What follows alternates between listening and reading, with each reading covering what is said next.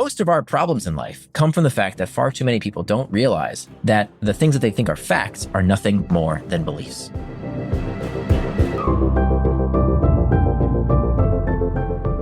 That's Nir Eyal. He's a globally recognized authority on behavioral change and human potential. He's also the author of the best-selling Hooked and Indistractable books.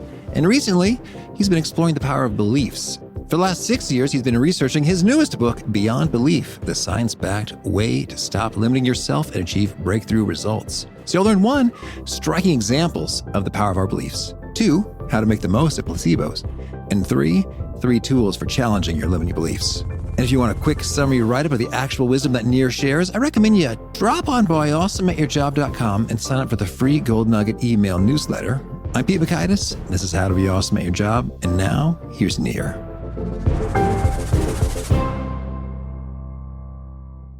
Nir, welcome back. Thanks, Pete. Great to be here. Well, I'm excited to chat about your book, Beyond Belief. Beliefs, boy, I have found them to be powerful, and I've heard them to be powerful, and I'm excited to have you sort out the myth from the fact and the science and bring some inspiration. So could you maybe share with us, as you were doing your research for this book, any super surprising or fascinating discoveries, any maybe counterintuitive bits that you came across when it comes to us humans and belief? Okay, let me take you back into the time machine of psychology history, back to the year 1950. And Kurt Richter, this researcher, takes a wild rat, and he wants to determine how long a wild rat can swim for. Fascinating stuff. Turns out a wild rat in a cylinder of water will keep swimming for about 15 minutes before it gives up and drowns.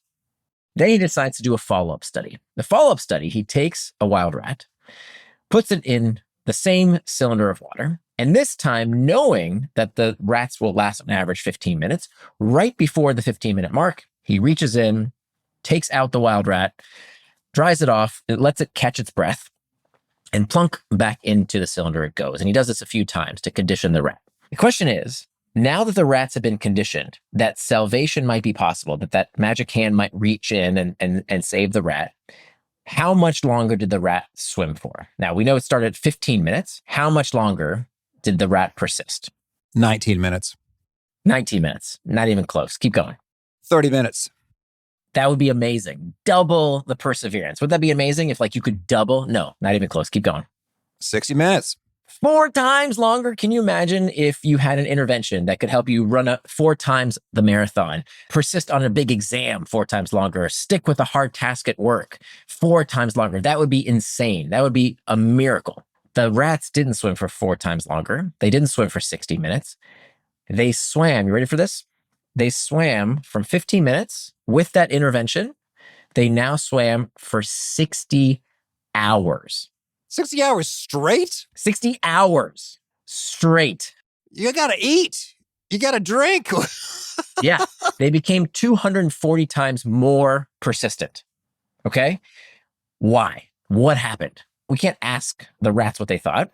But if we know their bodies didn't change, right? The intervention happened, same rats, same bodies. They didn't become physically stronger. Nothing changed with their environment, same cylinder of water. The only variable left is that something changed in their brains. That in fact, that 240 times more persistence, that 60 hours of swimming was always in them. They physically could always do it. It's that something was unlocked in their brain that made that now possible. And so that leads us to what I've been working on the past 6 years, beliefs. That we can push beyond our limiting beliefs. That the rats that originally gave up when they didn't know there was any other option, they just kind of gave up at 15 minutes, didn't know that within them all along was 60 hours of perseverance. And of course, what's the metaphor here? We are just like those rats.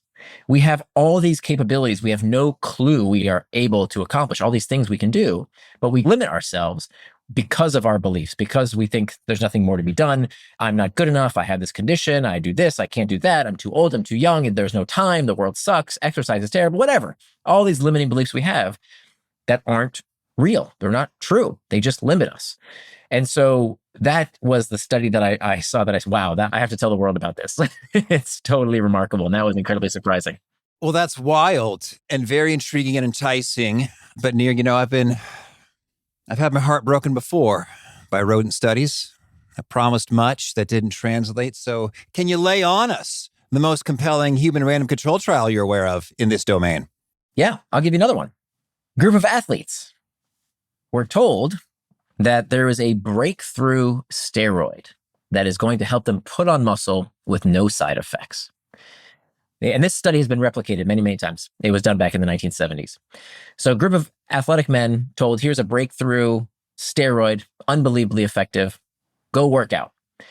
They give another group, nothing, the control group. These men who were given the steroid put on significantly more muscle mass, like they had more muscle, like they weighed more in terms of their muscle. They also became quite a bit stronger. They could lift more weight. They could do more push-ups. They got overall way, way more stronger.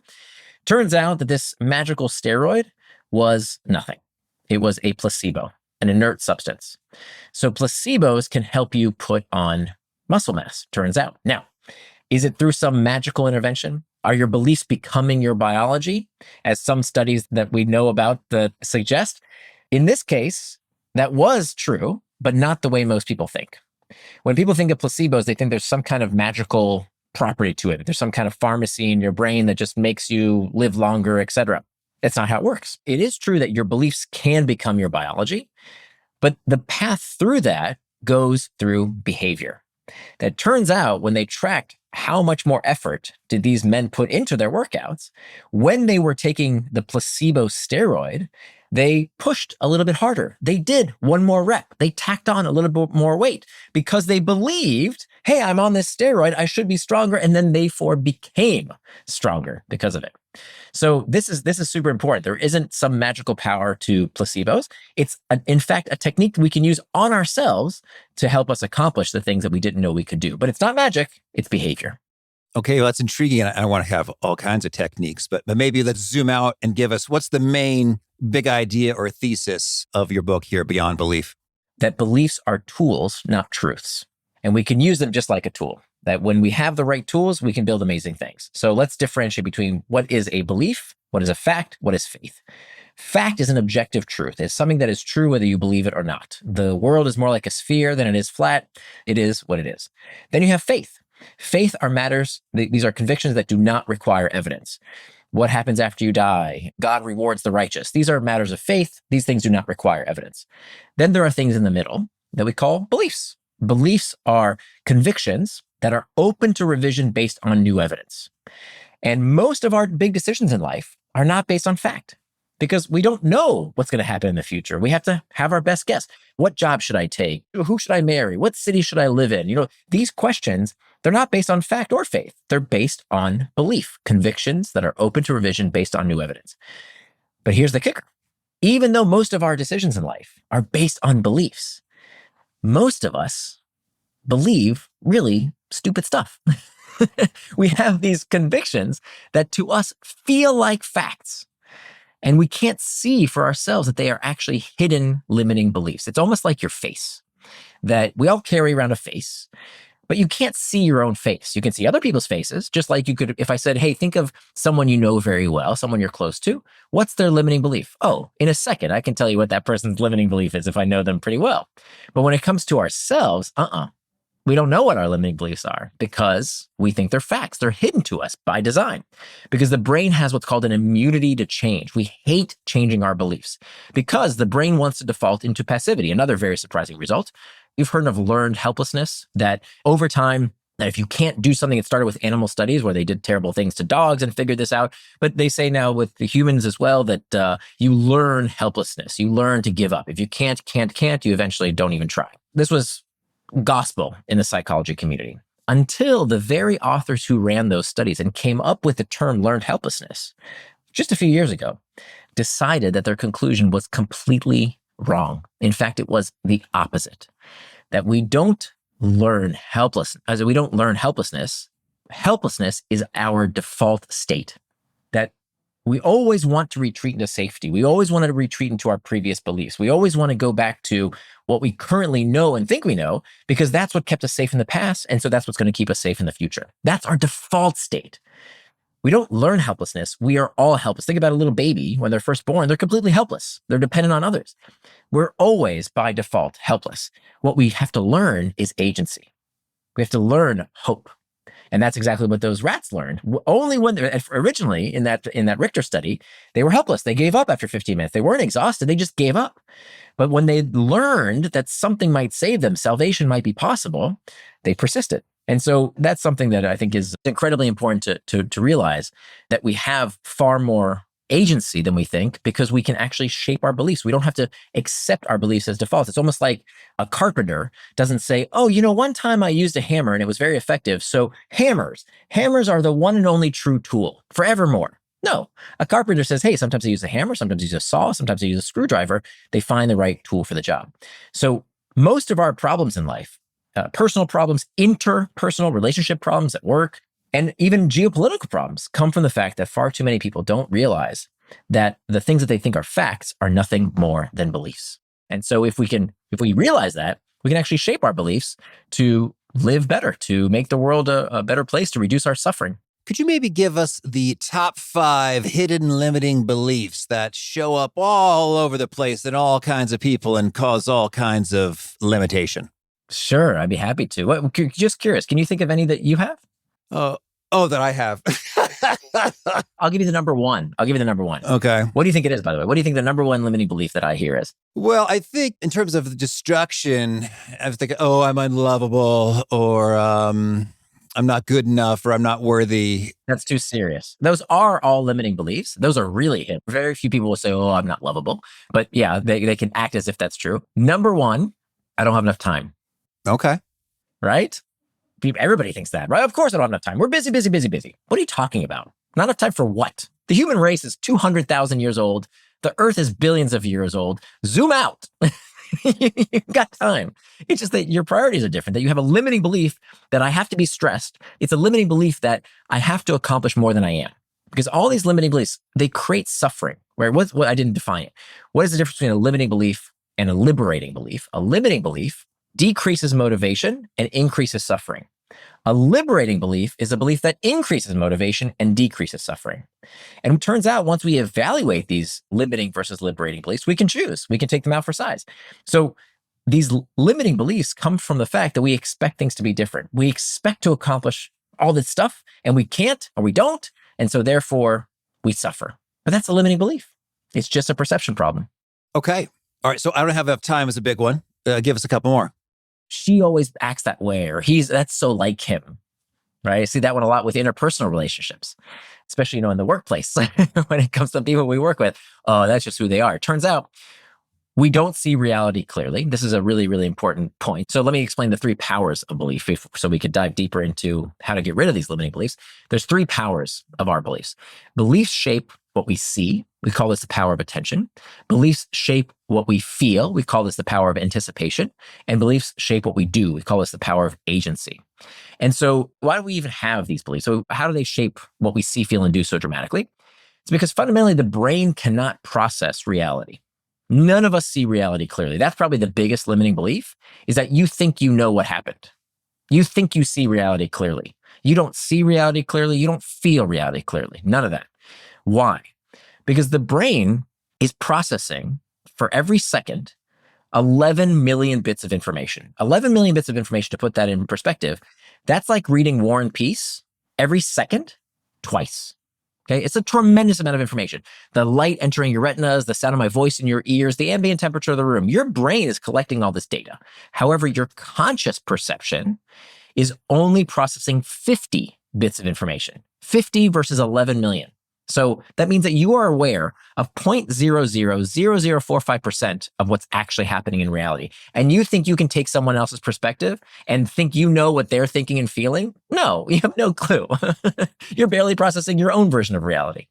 So what this means is that based on this keyhole of attention that we're all looking through, the brain has to create a simulation because it can't process what's happening. So it's creating a simulation of what it expects to happen. Perfect. How did you know I was going to say that? Because of your priors, your prior experiences, what happened in your childhood, what happened yesterday, what happened in the past. That is what decides what you will perceive in the future. Those are called our priors.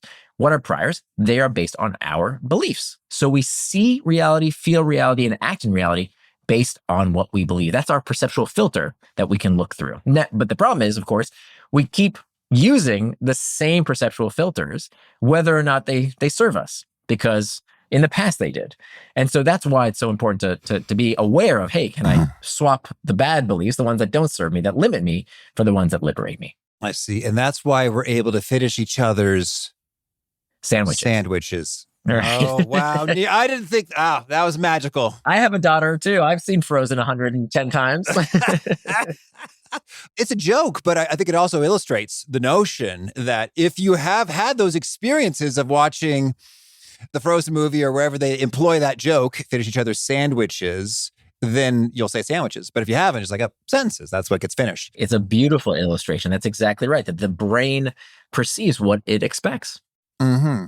Okay. Well, I'd love to dig into how we can reshape these, but maybe could you tell us really what's possible in terms of an inspiring story of a person who noticed some of these things that you highlighted and they said, I got to take some action, and they reshaped it, and what happened? Sure. I'll give you an example of a famous person who was duped into being better. And how did this happen? So this is a story of Serena Williams, and this really happened at Wimbledon one year. And she was having a really tough go at it that year, that she was not performing at her best, and she started to psych herself out. She was capable of more. And her coach, Patrick, knew this. And so he saw that she was not performing well because she was not rushing the net. And in tennis, if you hesitate for even a microsecond, you're going to lose the point. And he saw that this was happening to Serena because she was doubting herself. And so he wanted to break that belief. So what did he do?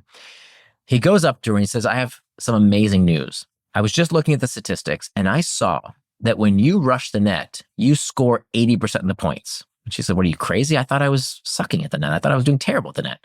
He says, well, you know what? The statistics are what the statistics are. That's what it says. So, this is the best news of the day. 80% of the points, just rush the net. You're doing great. Turns out this was a complete lie, total lie.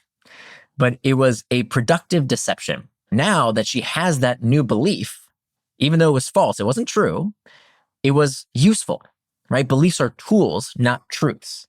And so now she began to behave differently about what she would do in the future. Okay, maybe the past, that was a fact, but the future is not a fact. It hasn't happened yet. So she used her beliefs as tools, not truths. And turns out she wins Wimbledon that year. Now, I'm not saying go lie to people and that's going to make them better. What her coach was doing was he knew her potential. He knew what was in there already. So if you go to tell somebody, oh, you're really good at something that they're just not good at, it's not going to work. But when someone is actually good at something, just like those rats who had those 60 hours in them before they experiment, they just needed them unlocked. That's what this productive deception actually did. And so we can actually do this in our own lives. When you think about how people use totems or placebos or potions, whether they work or not, maybe it doesn't matter. What matters is that they are effective. So sometimes these productive deceptions can be very, very useful. I mean, think about branding. What the heck is branding? It's just a productive deception. And you think, oh, but that's like marketing BS. No. In fact, there was a wonderful study where they took people and put them in an fMRI machine. And an fMRI machine tracks blood flow in the brain so we can see what areas of the brain are most active. They put them in this machine and they give them a little tube in their mouth. And in that tube, they send a squirt of wine. And they say, okay, we want to see how you like this wine. Here is a cheap bottle of wine. Maybe it's $5 or so. What do you think of this wine? And people in the fMRI machine who were tasting the wine said, oh, you know what? This wine is okay. It's a little flat, nothing special. No, it's okay. Then they said, okay, now we're going to give you a very expensive bottle of wine, Chateau de something, something. Here you go. Try this wine. Oh, they reported, what? This is a very tasty wine. I taste hints of oak and berry and all kinds of the things that the wine snobs say. There's a trick coming. Trick is it's the same wine. But their perception of the price changed not only what they said they experienced. It's not that they were lying. They actually, in their brain, we could see that blood flow was measuring more intensely in the pleasure centers of their brain. They were actually perceiving that wine that was more expensive as better because of this expectation, because of their belief that expensive wine should be better. So marketing in many cases, we've misunderstood. We think that advertising is about telling people about your product. That's the simple definition, actually. That's the simple version. Really, what advertising does is that it informs how you will experience the product itself. It shapes an expectation. It incepts an expectation so that you actually experience the product as more superior. Take headphones, for example. I know you're an audiophile. You've got all kinds of headphones. Studies have found that between $100 headphones and $1,000 headphones, people can't tell the difference. Not at that quality level. Because when we do random studies. And yet, when they know the price of the headphones, they rate the quality as better, even if it's not. Yes. You're making so many connections for me. One with wine and marketing. In Seth Godin's book, All Marketers Are Liars, he talks about the Riedel glasses, which is a fancy wine glass. And so they tell a story about how it's, with its properties of scent and geometry, it enhances the wine flavor, da-da-da-da. And likewise, in sort of blind tests, it does not. But when people believe that it does, it does. And I've had that experience. I've used those glasses. They feel very nice. And I think, oh, yeah, this really is enhancing the experience. And so it's intriguing. There's nothing intrinsic about the glass that is doing that. Yet, and Seth's point is not that the marketers are really shady, terrible people. They are giving us a better experience because they're telling us the story and we are enriched from it. And with the regard to audio, I kid you not, one time I was working with this super duper audio engineer trying to get my sound dialed in. And he said, you really need this device. It was this clunky $1,000 cast iron thing. I was like, I mean, okay, dude, I'll give it a shot. And so I was like, but it's going right back. I'm not spending that money if no one can tell the difference. And so I did an elaborate blind listening test, including with the super audio engineer. Conan O'Brien stole him from me. No big deal.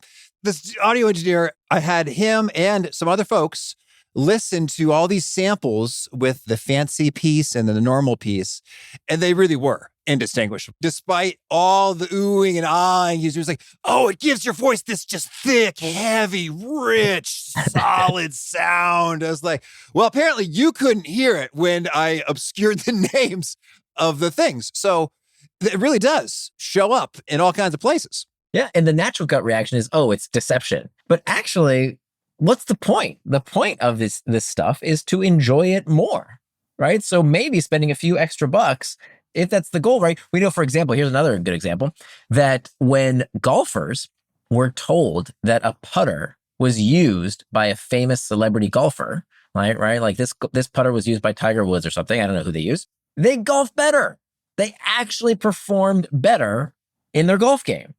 Right? So it can actually have some kind of actual effect on your performance as well. So maybe we should give a chance to these placebos. Maybe they're far more powerful than we think. Again, no magic here, but if that's what we're paying for, if we're paying for perception, if we're paying for performance, maybe it's worth it. And the nice thing is that placebos don't have to just come in terms of products. We know that we can have similar effects by changing our beliefs. So for example, there's an amazing study that was done at Yale a few years ago, where they found that people who have positive views about aging, okay, what is a positive view about aging? Something like growth is possible at any age versus a negative view of aging, someone who says aging involves inevitable decline. Now, which one is true? They're both true, right? But someone whose first to mind reaction is, oh, I'm having a senior moment. Those aches and pains is because I'm getting old. What are they more likely to do? How are they more likely to live? They're more likely to limit themselves and do fewer healthy behaviors. And so, when we talk about what affects lifespan, smoking, what you eat, exercise, beliefs blow all of those out of the water. That people in this study, people who have positive views about aging at age 30, lived 7.5 years longer. 7.5 years longer is off the charts. That is more than the effect of smoking, more than the effect of exercise, more than the effect of what you eat. Okay. But we never hear about that. We think about blue zones and you have to eat this, olive oil, that, matcha, this, all these like fancy things that you're supposed to do. Turns out having a positive view of aging is the best thing you can do to increase your lifespan. Again, it's not that your beliefs become your biology. It's that your beliefs create behaviors that then change your biology. So these are very simple things that any of us can do. Stop telling yourself these limiting beliefs. Stop telling yourself, I'm not a morning person. Because you know what? When you tell yourself you're not a morning person, guess what? You're not. Stop telling yourself that you're limited by your labels. Don't say them out loud. Don't say them to others. There's no purpose for it, even if you think it's true, even if there is some kind of basis. For example, I was tested for ADHD. Me too. And for years, I would say to myself, oh, there's my ADHD. There it goes again. Now, what was I doing while I was thinking about my stupid ADHD? I was not thinking about the thing that I was supposed to be thinking about. So it became this trap that I had built for myself versus a much more positive belief is that, hey, this is a new skill I'm learning. Maybe it wasn't my ADHD. Now, that doesn't mean ADHD isn't real. It might be real, but we're not arguing about the facts here. We're not arguing about truth. We're arguing about belief. What was causing me to get distracted in that moment? It could also be that I just haven't learned a skill to stay focused. Okay, maybe I'm starting a bit behind other people, but I don't want to think to myself that I'm limited in this way. It's not helpful. So I can do away with that limiting belief and instead adopt a much healthier, liberating belief. Well, yeah, and then you can have your beliefs associated with the supplements or the medications therein, which would likewise have impact. So I'm curious. We've spotted a belief like, I don't have time. I don't have enough time. And we really do believe it. It's like, Nir, I mean, straight up, just take a look at this list and take a look at this calendar, like straight up, there just is not enough time. What does one do to rejigger that? Yeah. So the first thing we do is we take out that belief and we recognize that the last thing our brain wants to do is to prove it false. We hate it, hate it, hate it, hate it. Okay. So acknowledging that, we thank our brain and say, thanks, brain. I'm going to put that on pause for a minute. And I'm going to explore an alternative perspective to collect a portfolio of perspectives, right? You don't have to change your mind. You don't have to believe something different. You don't have to tell yourself myths. You just want to create other perspectives and explore whether they also might be true. So for example, let's take, is this a limiting belief of yours, by the way, that there's not enough time? What's a real limiting belief you have? I mean, it comes up semi-often. Okay, let's take this one then. Okay, there's not enough time. Oh, sure. Mm-hmm. Now, what we want to do, and this is a technique offered by Byron Katie that I admire quite a bit, and she actually channeled this technique. This is all the way back from Aristotle.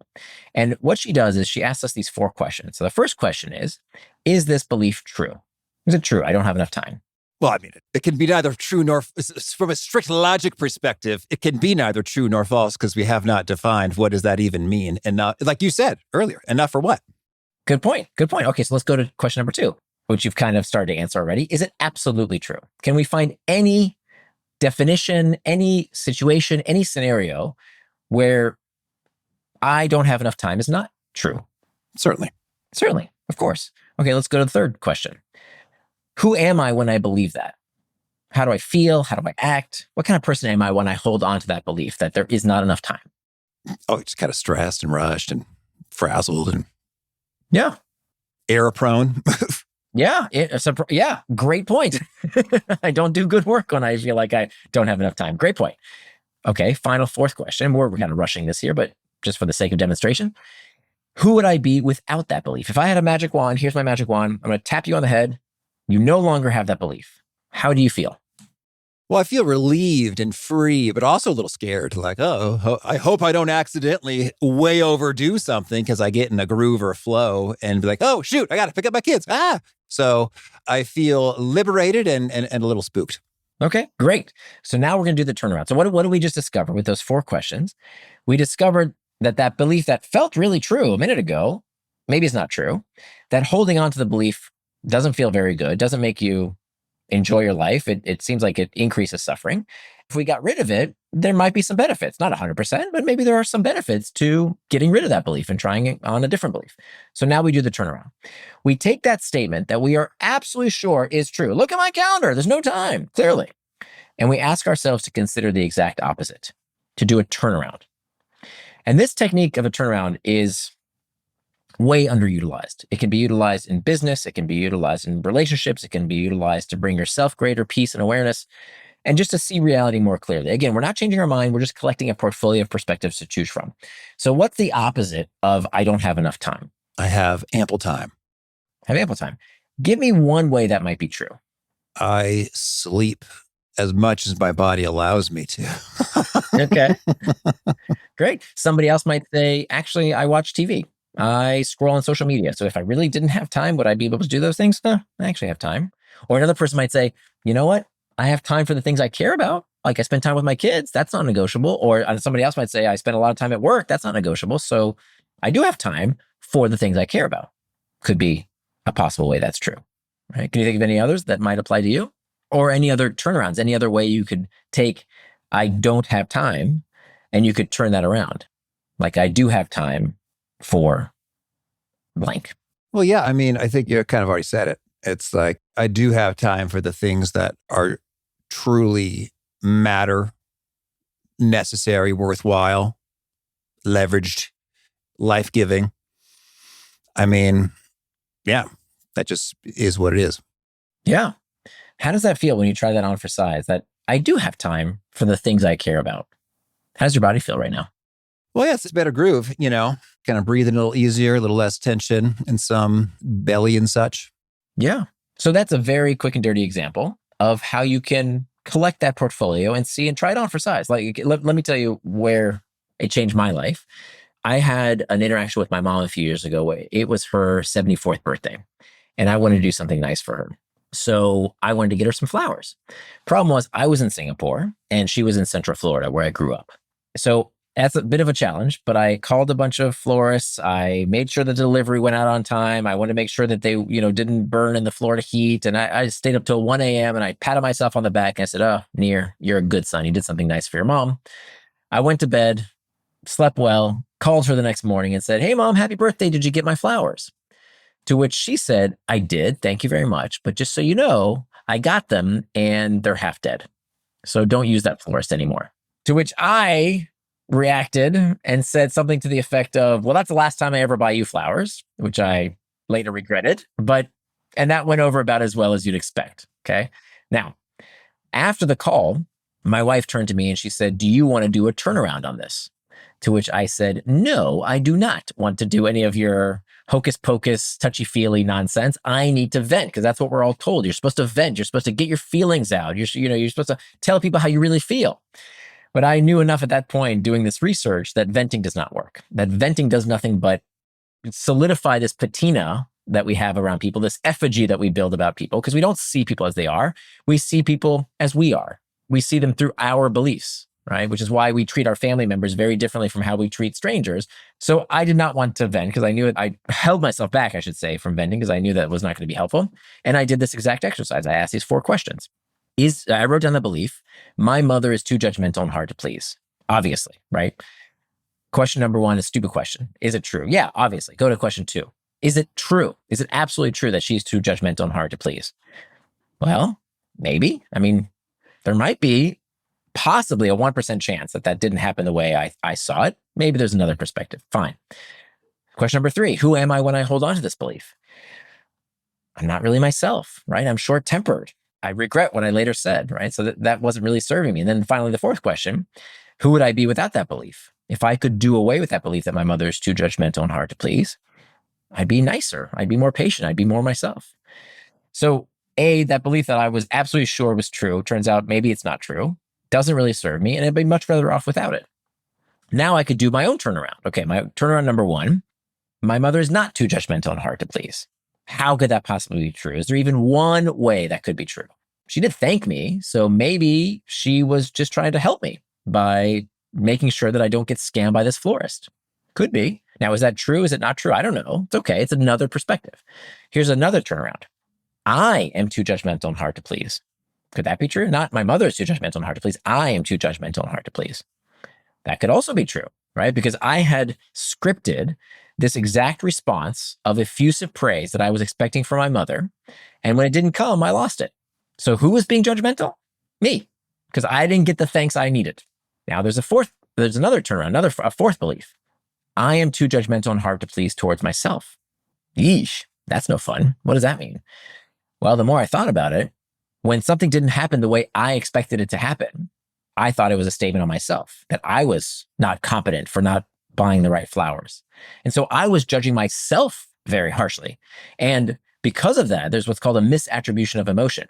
That when we feel crummy, we look for the first face in front of us, and that's the face we're going to punch, verbally or physically. And that's what I did.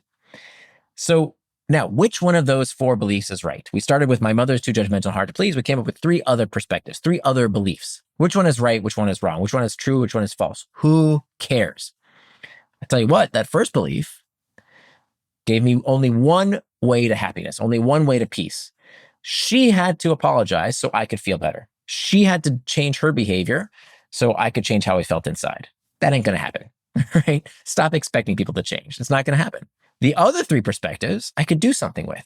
So in any interpersonal conflict, whether it's in the home with our families or in the workplace, taking on that portfolio of perspectives. You don't have to agree with it. You don't have to change your mind about anything, but you can collect that portfolio of perspectives about any of your limiting beliefs and try them on for size, just like glasses, right? You try on somebody else's glasses and things are blurry. They don't look right. You try on the right prescription. Oh, things look better. Things look more clear.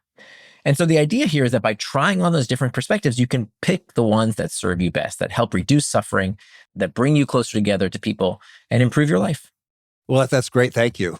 And so this rigorous question, consideration, turnaround approach is powerful.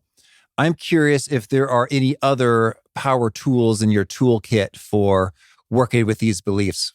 When it comes to rumination, we get into this cycle of when we mess up and we do something that we later regret. Oh, why did I do that? Why did I say it that way? What did he mean when he said that? We ruminate again and again and again. It turns out one of the best things you can do is to make time in your schedule to worry. That the solution to rumination is actually scheduling worry time. So when I get in that loop of, oh, what if this doesn't work out? Or maybe I said this wrong or whatever, saying, okay, I write down that thing I'm worried about, the thing that I'm ruminating on. And then I have time in my schedule, like literally worry time scheduled, where I will get back to it. Now, why is this so powerful?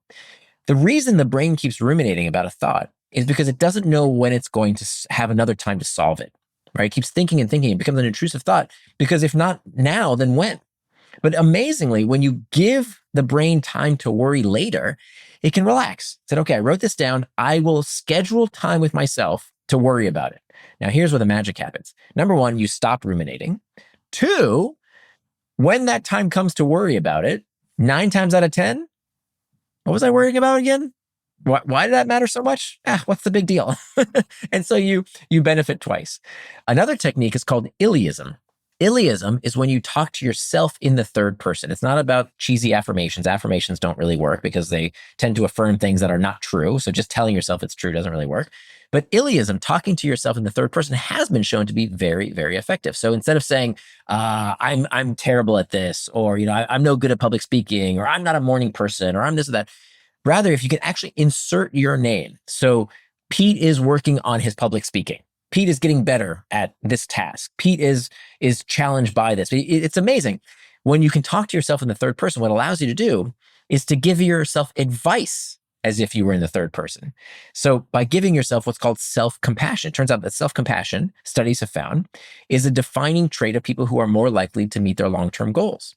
So if you can talk to yourself the way you can talk to a good friend, it's amazing. When a friend comes to you and says, hey, I have this problem. Oh, I'm full of good advice. Let me tell you exactly what you should do. But when it comes to our own problems, we're really challenged by this. And because we can't see past our beliefs. And so using this third person technique, talking to yourself as if you were your own friend, which you should be, can actually uncover and unlock a lot of these hidden truths. Big thanks to Nir for sharing his wisdom with us. And big thanks to our sponsors. Check them out. One sponsor to check out is Shopify. When you're starting something new, what ifs abound. What if I fail? What if nobody cares? What if nobody buys my stuff? Shopify can help make things easy. Shopify is the commerce platform behind millions of businesses around the world and 10% of all e-commerce in the U.S., from household names like Magic Spoon and Allbirds to brands just getting started. Shopify facilitates everything from inventory to payments to analytics and more. No need to use a dozen different software tools. Everything's all in one place, making your life easier and your operations smoother. And what if you get stuck? Well, Shopify is always around to share advice with their award-winning 24/7 customer support. You can get started with your own design studio with hundreds of ready-to-use templates. Shopify helps you build a beautiful online store that matches your brand style. It's time to turn those what-ifs into ka-ching with Shopify today. Sign up for your $1 per month trial today at shopify.com/awesome. Go to shopify.com/awesome. That's shopify.com/awesome. Ka-ching. One sponsored checkout is Monarch. I don't enjoy thinking about or fiddling with money, so I love resources that make this quicker and easier. Set yourself up for financial success this year. Monarch is a gorgeous personal finance tool that makes your money life easier. It brings your whole money picture from budgets to accounts and transactions and investments into one super handy dashboard on your phone or laptop. I was such a fan of the old Mint.com and was super bummed when it disappeared. But the good news is that Monarch was founded by a team that includes the original product manager of Mint, and I dare say it's even better. I like the graphical summaries that help me drill down into things quickly and easily, and helps me get to the bottom of anything that just seems off or weird, or helps me zero in on great opportunities for savings faster. In fact, Monarch helped the average user save over $200 per month after joining. So set yourself up for financial success in 2026 with Monarch, the all-in-one tool that makes proactive money management simple all year long. Use code AWESOME at monarch.com for half off your first year. That's 50% off your first year at monarch.com with code AWESOME. One sponsor to check out is Vanguard. As we step into a new year, it's the perfect time for all the advisors listening to think about how to set up your clients for success. One way to do that is to level up your fixed income strategy. But bonds are tricky. The market is huge, rates shift, and risks hide in plain sight. That's why having a partner with scale and expertise matters. Vanguard brings both. Vanguard bonds provide top-grade products across the board. Their lineup includes over 80 bond funds actively managed by a 200-person global squad of sector specialists, analysts, and traders. Vanguard's been in the game for a long time at a scale that gives them a serious edge. They're able to invest across many sectors, maturities, and geographies, spotting opportunities that others might miss. Vanguard takes a steady approach, focusing on reliability and consistency. So if you're looking to give your clients consistent results year in and year out, go see the record for yourself at vanguard.com/audio. That's vanguard.com/audio. All investing is subject to risk. Vanguard Marketing Corporation, distributor. Oh, beautiful. Thank you. Well, now let's hear about some of your favorite things. Could you kick us off with a favorite quote, something you find inspiring? And this actually comes from the Talmud, which is that you don't see things as they are, you see things as you are. All right. And a favorite book? I really enjoyed Rory Sutherland's book, Alchemy. I thought that was a fantastic read.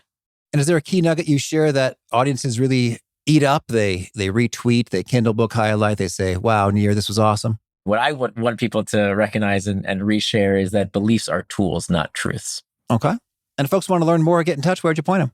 Yeah. So my website is nirandfar.com. Nir spelled like my first name. That's Nir and far.com. And do you have a final challenge or call to action for folks looking to be awesome at their jobs? Yeah, I think the best thing we can do is to recognize that we don't see reality clearly. We don't feel reality as it is. And we are capable of doing so much more than we know. All right. Nir, thank you. My pleasure. Thank you, Pete.